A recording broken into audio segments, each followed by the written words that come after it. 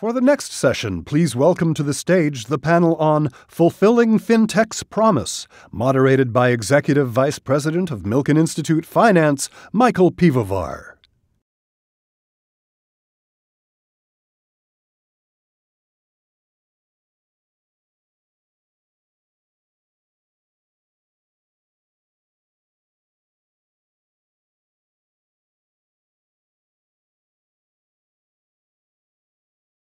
Good afternoon, everyone. My name is Mike Piwowar, and I'm the Executive Vice President of the Finance Pillar at the Milken Institute, where part of my job is to oversee our FinTech program. Our program seeks to educate global policymakers and industry stakeholders on the impact of FinTech and its implications for public policy. We use sessions like this one, Fulfilling the FinTech's Promise, to inform our work. As an action-oriented think tank, the Milken Institute promotes responsible innovation policies that empower individuals and businesses to overcome financial barriers and drive economic mobility and growth. We focus our work in three main areas: improving access to capital, financial inclusion, and regulatory transparency and accountability. The experts on this panel have created FinTech solutions here in Mexico and throughout the world that cut across all three areas. Now, to start off with, first round of questions. One of the things that's striking to me every time I come to Mexico and Mexico City in particular is how much of a cash-based society Mexico still is. You can walk down the streets of Mexico City and you can see long lines of people waiting to get cash out of automated teller machines. You walk into any small business or bodega and you see almost every transaction occurring in cash. So Adolfo, on your website, you have a statistic that actually confirms my observations. That says that over 80% of total private consumer expenditure in Mexico is still in cash. And you found a clip to move Mexico away from cash, more to a cashless society. So my first question, threshold question, what's wrong with cash? Why is that a problem? So, well, first of all, thank you for the invitation to you guys at the Milken Institute. So happy to be here. So I think cash has, let's go back 100 years or whatever. Cash was a wonderful thing as an invention. I mean, because it allowed us to transact in a much easier way without having to carry, bars of gold or coins or, like cash bills basically are a magnificent invention that we humans have. That being said, over the last few years, as we all know, electronic payment methods have displaced in one form or the other cash in different countries around the world. The problem we have with cash is that cash provides an eternal trap for non-inclusion. What do I mean by this? If you only operate in cash as a person or as a business, it's most likely, or there's a high probability, you're not going to have access to the financial system. And if you don't have access to the financial system, you don't have maybe a loan for growing your business, insurance policy if you get sick, or if something happens to your home, and then any event that it might happen in life, for example, in your business or in your personal life, can become a bankruptcy event or can really put you back. That's one issue. The other issue that we have, which is kind of obvious, is money laundering, right? Cash transactions are anonymous by definition. Bitcoin is not anonymous, by the way. Cash, it is anonymous, so it's a lot easier to hide money from illicit activities. Not only the sale of drugs or things like that, but also weapons, also illicit activities like prostitution, like child prostitution, illegal gambling, a bunch of things. So it has a lot of issues around the rule of law. It really helps to not enforce rule of law. That's another problem. And from a more practical point of view, also, it's really expensive. The use of cash is really expensive. Why? If you have cash as a person or as a business, you can get robbed a lot easier. It's not like they're going to rob the vouchers from your credit cards and then do something with that. They really can't do that. They can really take the cash away from you, from your wallet or from your business. That's one. The other one is you have to carry it. I mean, in the States, you don't see. In New York, you sometimes see this. these huge trucks, right, outside banks with cash. Here we see a lot of those trucks. Moving cash is very expensive, and you need to deploy ATMs and a bunch of things. So it makes the economy much less efficient, and it provides with less efficient means of transaction that is particularly more heavy or less beneficial for the lower income population. So all right, so with all of those problems, we see that, many countries are moving away from cash for all of those reasons, right? So let me ask a couple follow-up questions and then get to Marlene. So why has Mexico been so slow in particular to move away from cash, and what are you doing at CLIP to move them along the spectrum? Yeah, so nobody wakes up in any country in the world and say, I want to open a bank account, right? And goes to the bank and opens a bank account. I mean, you open a bank account or you start getting into the financial system mostly through the payments system. That's the story all over the world. The first time you have a contact with the financial world is through the payment system. So the payment system is the entry into financial inclusion, is the entry into a cashless world. We have different models around the world. The Indian model that we were just talking, we have the Visa MasterCard model. We have different models all over the world that have been more or less successful in displacing cash.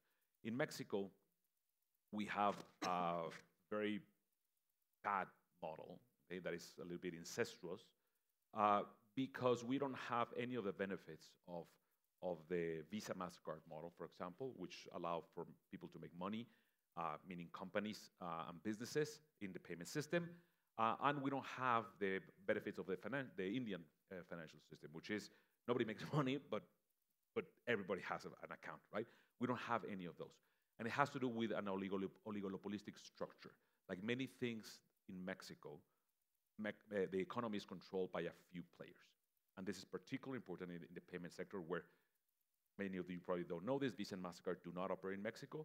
We have two switches that are controlled by the banks, and they dictate the rules and the fees and everything. Any oligopoly or monopoly restricts offer, increases prices, and this is the main barrier why the country has not been most successful in taking cash away from the economy.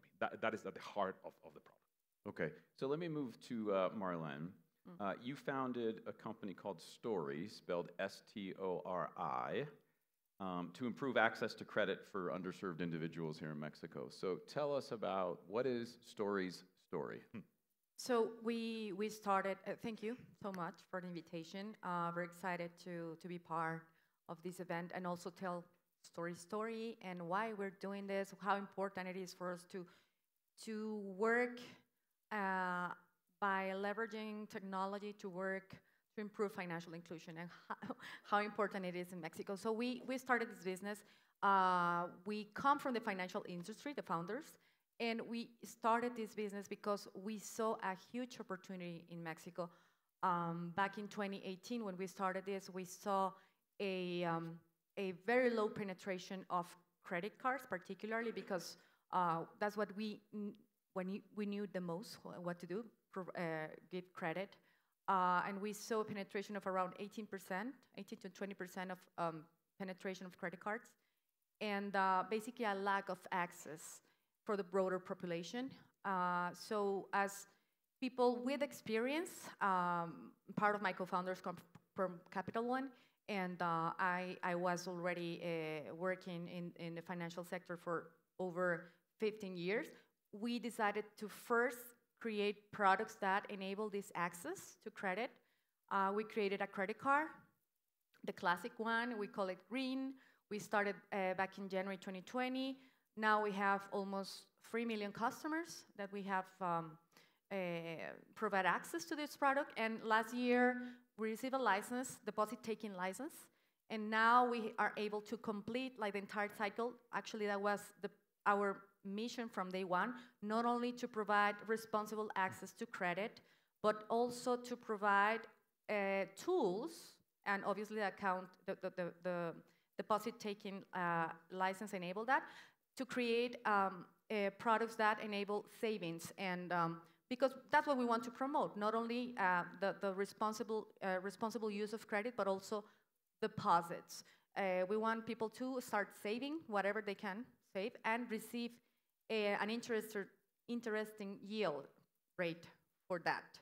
So we, back in October last year, 2023, we started the revolution of the interest rate. We offered the 15% rate, and it was, the market was crazy. And after Stori, many other players follow, which, I mean, at the end, we wanted to make this statement about we can do it because this is we have enough margin to actually share with the people. And by doing this, we just want to promote financial education, savings plus credit.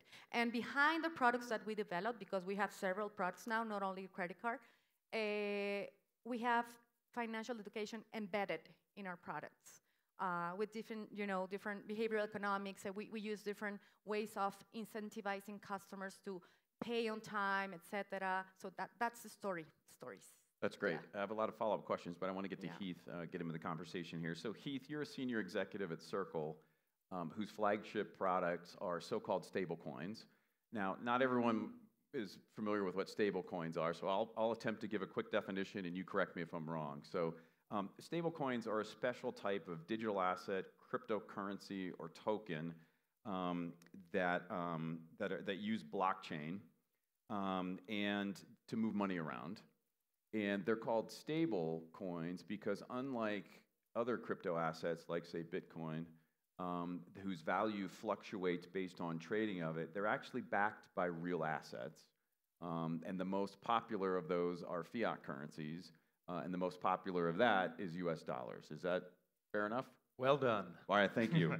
So one of the criticisms we often hear about blockchain projects, because there for a few years, it didn't matter what the question was, the answer was always blockchain, right? Is that we already have digital dollars, right? Your website says digital dollars for global prosperity, which is a very noble. But for folks who are looking to say, we already have digital dollars. What is unique about stablecoins? What are we getting out of stablecoins that we're not getting from moving money around from banks or Venmo or PayPal? Yeah, great question. It is going to be 2025 in just a few months. We're a quarter into the 21st century. Yet when we send money inside a country, but even certainly externally from the United States to Mexico and vice versa, we have to wait 2 days and we have to pay 3% fees, right? And because at the end of the day, money is not digital. Communication is digital. The underlying back office is still banks with general ledgers communicating with each other and moving money that way. The revolution and what stablecoins bring is basically the actual movement of the money. Now, some of this stuff is complicated, though we have a pretty sophisticated audience here. But, the way I'm a former government guy, so I like to break things down very simply. 30 years ago, if you were to pick up the phone and you were to call a friend in Los Angeles or Texas or somewhere like that, you would pay a long-distance fee, right?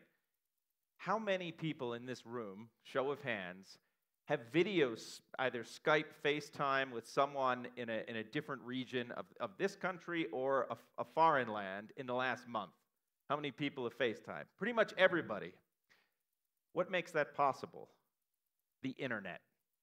And so what blockchain does is it basically, through cryptology and all sorts of interesting stuff, basically allows you to send value for the first time over the internet, just like you can communicate over the internet. And that is the revolution. So with something like a stable coin that holds its value, you can actually send money over the internet as quickly and efficiently as you send an email. So that is the huge revolution that is on its way. It is emerging of the financial system that we all know, this is the Milken Institute, with the internet. That's the fusion. Great. So, Marlene, I want to follow up with you were pointing out improving financial inclusion at Stori, not just on the credit, but also taking deposits and savings and financial inclusion.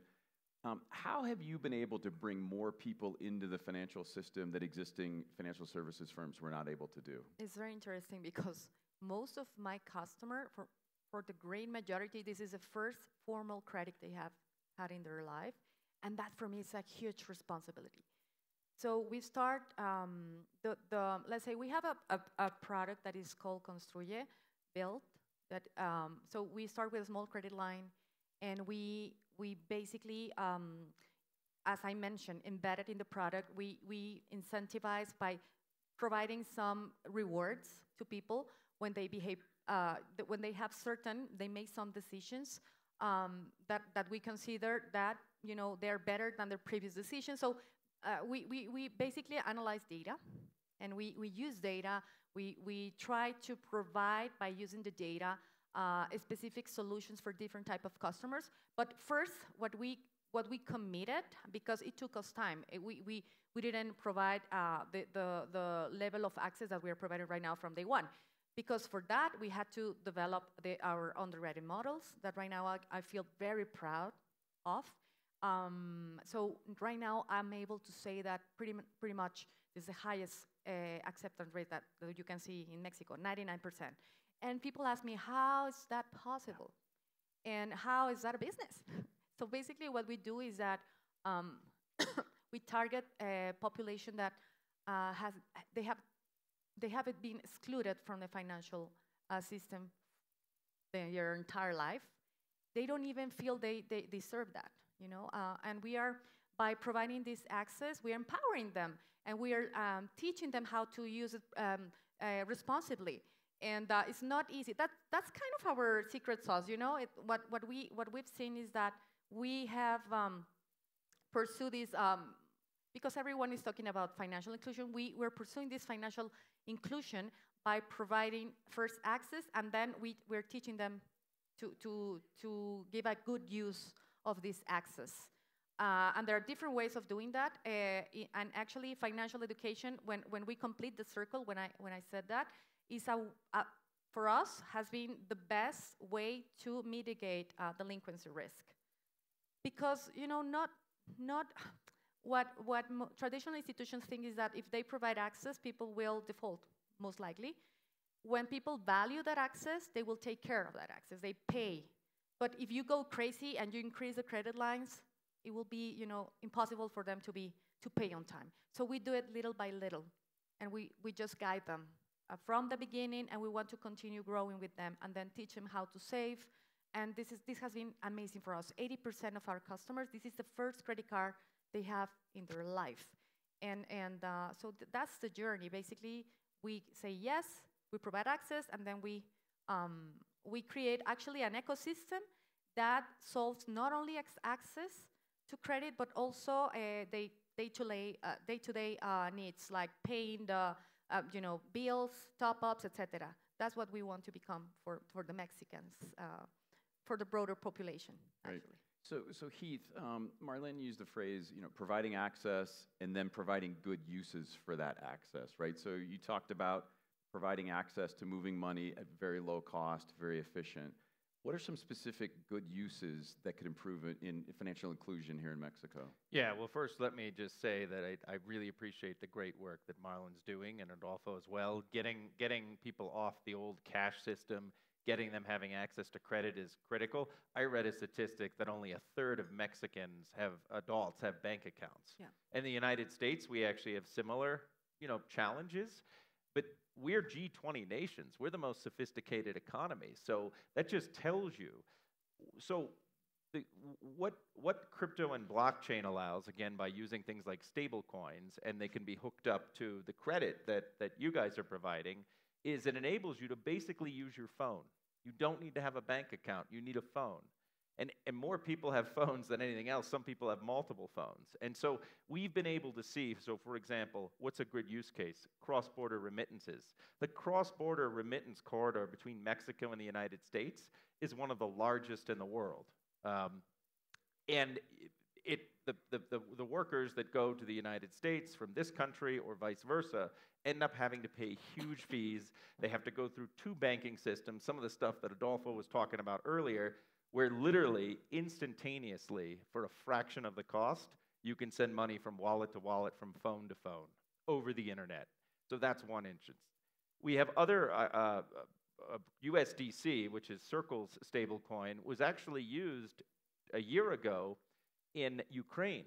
We sent millions of dollars to Ukrainian refugees. Literally, they didn't have time to stop at the bank. They were fleeing from Russian tanks coming forward, and yet the UN, the United Nations, needed to distribute funds, they were able to do it because people had phones, and we were able to send money to them when they needed it the most without having a government, a corrupt government, sort of step in the middle and dish out the funds. And so the use cases are endless. But at one point in the future, you're actually going to see, I think, the banking and financial systems, the capital markets, merge with the internet itself and become what we'd say on-chain. Now, we're probably a decade from that, but right now, the use cases are very easy and very clear, starting with things like remittances and sending money.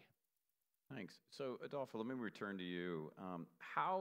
What more can be done to improve digital payments here in Mexico? You mentioned sort of the regulatory or the oligopolistic stuff, but you can talk about that, but also like just from a business perspective, technology perspective, and regulatory perspective. So let's leave regulatory on the side. We can talk about that. I think at the heart of this problem, as I mentioned earlier, is competition. Okay, I'm going to give you some data. So Mexico has the consumer to business economy is about 1.3 trillion. The Mexican payment system processes only about 300 billion. So there's $1 trillion out there to be waiting to be processed, right? Give or take. The vast majority of the country still using, as we mentioned earlier, cash. Why? Because you have very little competition and very little incentive for financial institutions to go and bring those people on board. So in the case, Marlene just talked about Stori. In the case of Clip, give or take, 4 out of 10 merchants that process payments in Mexico, 4 go through Clip. 80% of those are new to payments. Until Clip, they only took cash. Why? It was very simple. We either had a product that worked or we went broke, right? So first of all, you need to have competition because it's going to allow you to, or it's going to put companies to put better products out there. That's how we did it.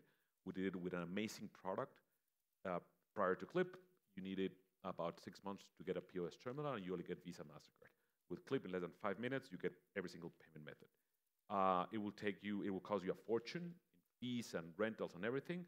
Today, for free, with Clip, you can get started. The level of service that you get, that's the other thing. So you need an extraordinary, a really good product. You need a good service. What Marlene was mentioning is incredibly important. When people are new to financial, to digital payments, you really need to put a lot of education and handhold them. In the case of Clip, all our customer service are real people. So you call, and in less than 20 seconds, a human being will answer you. And will walk these merchants through any problems that they might have. And the third one is distribution. You need to have massive distribution in order to be able to reach everyone.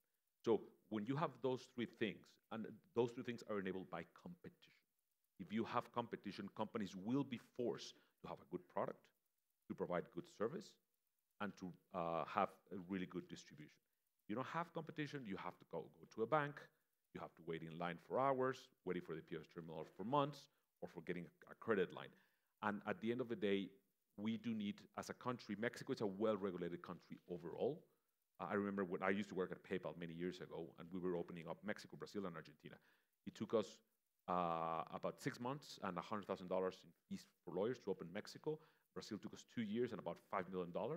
And Argentina, they were able to open literally 10 years later. Okay? So that's kind of the story. So Mexico is a well-regulated country. The problem we have is the application of the law, like in many other aspects. And this includes antitrust laws and competition law. That is at the heart, and from a very, very macro point of view, what is needed, the enforcement of competition and antitrust rules in the country. We can go into more the framework later if you want of the financial sector, but this will benefit the entire economy, not only the payments or the financial sector. It will benefit telecom, it will benefit medications, distribution, energy, and a bunch of other things. Yeah, so Marlene, let me come back to you. So what Adolfo's saying is that the framework's actually pretty good. It's the application of it. But at the same time, FinTech is always evolving, and regulatory frameworks need to adapt. Yeah. From where you sit, what can the Mexican regulators do here to better improve competition and at the same time promote responsible innovation. So we always dream that this rapid digital advancement goes, along with like a regulatory framework that copes with, but it will never happen. Yeah. So basically, so I think that the regulatory challenges are obvious, not only in this market, but all around the world. But here is a different story. So the pace in which we see the new regulations coming is so slow, and that has hurt a lot the innovation. But honestly, what we have become very good. First, we study regulation like deeply. Myself, my team, we spend long hours understanding how to just understanding the regulation as it is. We make this business possible. But we also work together with the regulator, and I personally spend time with the regulator to two things: to foster innovation, because they have this. They know it's a necessity to foster innovation, but we try to do it along with them, taking care of the users. So we need to balance that. Every single time I have these conversations, we talked about innovating, but not leaving the protection of our users aside. So they're very open. The only thing is that in general, as an industry, and Adolfo and I are board members of the FinTech Association. I am vice president of the SOFIPO, which is the SOFIPO Association. I'm very involved, and I spend most of my time just on regulatory improvements. I have mapped out where are the things that we need to improve, and I think Adolfo has made the same things. And so what we need to do is to, continue real engaging with the regulator. What they don't like is that you go as a founder without even studying the law, and you make your lawyer present all the things. You must, as founder, commit to actually know what you're talking about, because that's basic. Yeah. That has worked for us.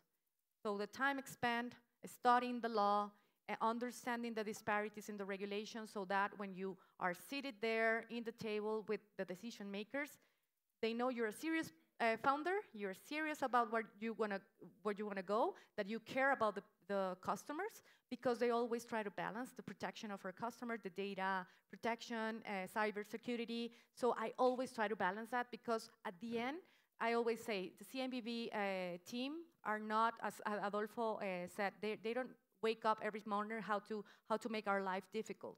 That's not what they're just protecting the ecosystem.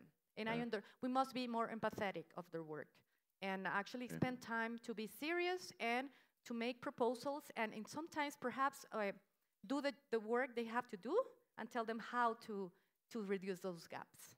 Regulatory gaps. And that's an important point, right? It's not only you have to do your homework to understand the law, but also educating those regulators. I mean, the vast majority of them want to do well, but they don't know as much as you do. Exactly. And working not only individually and going to the regulators, but you mentioned the Mexico FinTech Association, and we have, at the Milken Institute, been very impressed with the work they do, and coming as a group to visit the financial regulators. So Heath, let me come to you. So slightly different question, right? So where you sit now, you're a global company, you deal with regulators all around the world. You and I both are former financial regulators in the United States. We benefited greatly from having folks come talk to us. The United States doesn't always keep up. Look at digital assets and stable coins. We're sort of falling behind the rest of the world in terms of the regulatory framework. One of the things that we often did was we look at, all right, who's doing well around the world, and who's actually doing promoting responsible innovation. So from where you sit right now, you look across the world. Who are good regulators, and what are they doing that maybe Mexico and the United States could learn from? Yeah, no, and maybe I'll just start by saying where I sat 5 years ago as a regulator. One of the great challenges that regulators are facing is they're always at least 5, and in some cases 10 years behind where the technology is. The technology is always far ahead of the regulators, so the regulators are constantly trying to sort of get up to speed, but yet the goal is to sort of close that gap. There are a number of nations around the world that have seen the promise of digital assets. But before I go to those, like, one question. This audience, one of the most sophisticated business audiences here in Mexico, how many people own digital assets? Okay, so it's about, looks like half. The other half, how many of you are afraid to own digital assets because you think they might be a scam? Right, okay, that's the problem, is because it's totally unregulated at this point in many jurisdictions, there's not the confidence that we need. So what countries are moving ahead? Singapore has an established regime. Circle, that was our first license outside the United States. Japan has a regime for stable coins. Brazil is moving ahead with their regime, and of course the central bank itself has created BREX, which is their own blockchain. And I know the Central Bank of Mexico, who I had the pleasure of working with in the Hacienda, the Treasury, are working on these matters as a US government official. Prior to being a regulator, I worked on what was the financial services chapter of the USMCA, so I know Mexico is studying this carefully, as is the United States. But it's really key because stablecoins in particular are that underlying, base layer of money on the internet. And so all stablecoins are not equal. All stablecoins are not stable. So my job in some ways, not only to follow what all these other regulators are doing, is to basically ask myself the question, where is the law going to be or should be in 5 years? And how do I get our company there? And how do I get the regulators there? So Circle, for example, has applied a bunch of stuff to ourselves that our competitors don't apply. We list out all the reserves backing USDC and EURC on our website. We have BlackRock, a third-party fund manager, managing the vast majority of our reserves, for example. So we've done a bunch of stuff because we say, when the regulators finally get around to it, what should this look like? And we're sort of imposing them on ourselves and working with regulators around the world. But a key here is going to be some kind of unified framework. So there's recognition. So a stable coin issued in Mexico is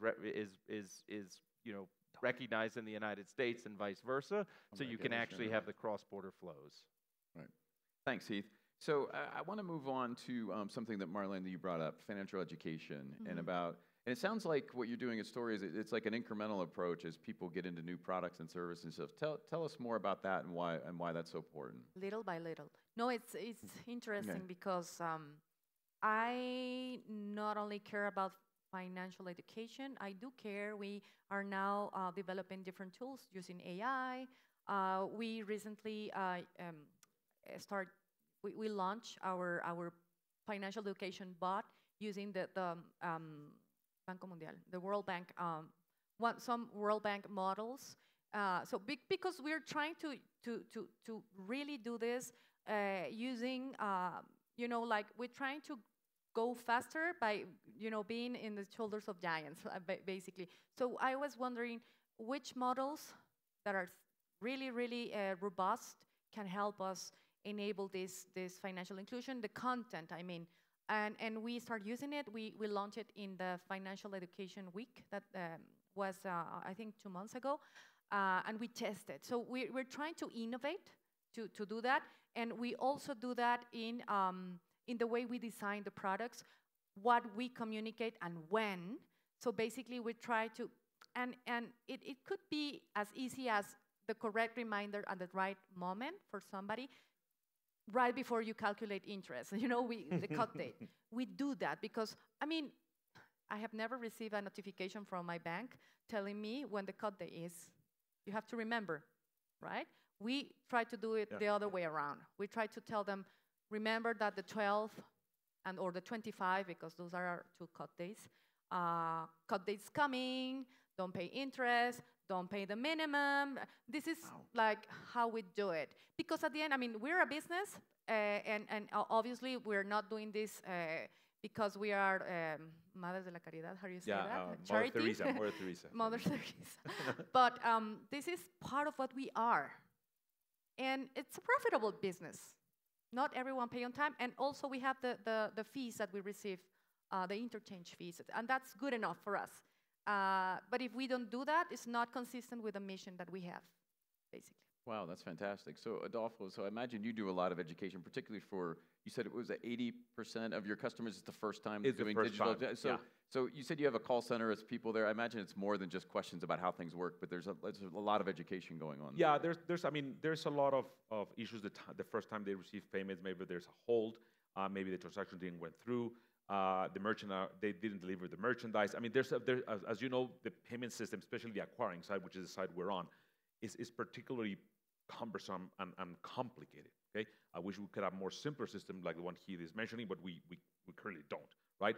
So there's a lot of work that we do first and foremost at the call center level when people call us, but also on the app.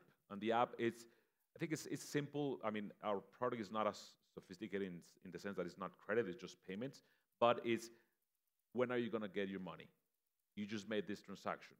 We incorporate the recording of cash transactions, so people can actually start having a full view of their business and a catalog, so they can really start managing, not only selling more, but also managing their business. So it's an important part of the value proposition because number one, it really helps the merchants when they actually have a complete view of their business. Number two, really help us make better decisions on risk, especially on card not present transactions and things like that. And it also allows us to create more products and services for them, and our product becomes more sticky with them. Okay, and just to go back a little bit to the regulatory piece, just want to mention one thing, that what is needed in Mexico. We have basically in emerging markets 2 models for financial inclusion: the Brazilian model and the Indian model. I mean, there are more, but those are the most popular ones. And they're very different. In one, companies make a lot of money. In the other ones, companies do not make money. The government is heavily involved with a huge piece of technology. India, in the case of Brazil, is more on the private sector. We need to look at those models and see what we want as a country, because we're in the middle, we're in the worst of both worlds. We have the bad things about both, but none of the good things about any of them. So we as a country, we really need to take a hard look which model we want to use to develop our financial ecosystem based, of course, on competition. But there are very successful models already out there that I think Mexico should implement. The US is taking some steps with real-time payments and all that, but I agree with you, Heath. The US should also take a very, very hard look at itself and at these emerging market models on how beneficial they have been for population and businesses and merchants and the economy in general. Yeah, so Heath, final question for you before we round out the panel. So on the financial education piece, right? So not only explaining to people what stable coins are, how they work, all that other stuff, but when you did the poll here, there's a lot of sort of mistrust, distrust in this. I imagine you're doing a lot of education on that front too. Yeah, no, absolutely. And the fact of the matter is and some of that is very much warranted, right? We saw the crypto bubble. Anytime you have a new technology, whether it's whatever that new technology is, you're going to add new financial products. You're going to have people pour into it. You're going to have the same schemers and all the same bad actors that you had before. But the goal is to make sure it does become mainstream and it becomes soundly regulated. So education is a real big part of that. Great. And unfortunately, we're out of time. So Adolfo, Marlene, Heath, thank you so much for sharing what you all are doing to improve financial inclusion here in Mexico. Thank you. Thank you so much. Thank you.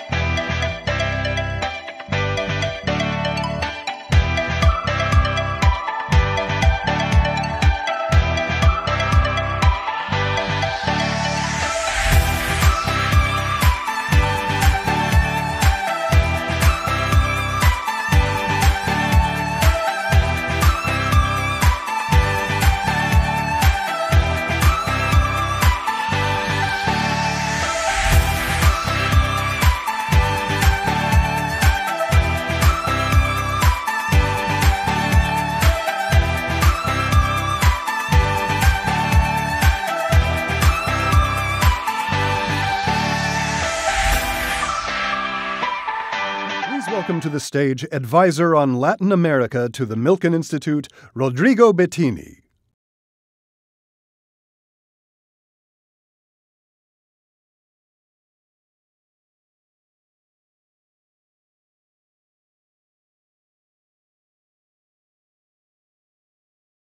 Hola, muy buenas tardes a todos. Quiero darles las gracias por estar aquí, por compartir con nosotros lo que ha sido un día muy especial, muy importante, nuestro primer evento en Latinoamérica. De verdad, de parte del Instituto y todos acá les agradecemos muchísimo